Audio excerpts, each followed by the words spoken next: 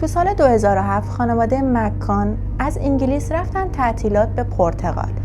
جری و کیت به همراه دختر کوچولوشون مادلین که فقط 3 سالش بود. ساحل پرایا دا لوز آروم و آفتابی بود. همه چیز مثل یه رویای تابستونی شروع شد.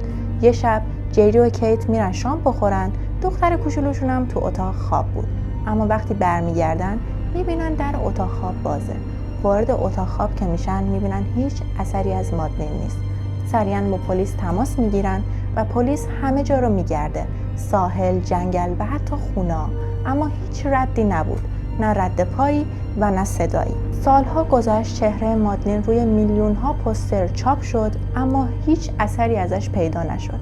از این پرونده یه مستند هم ساختن به اسم The Disappearance of Madeleine McCann که میتونید ببینیدش. شاید شما هم چیزی حس کنید که پلیسا هنوز نفهمیدن.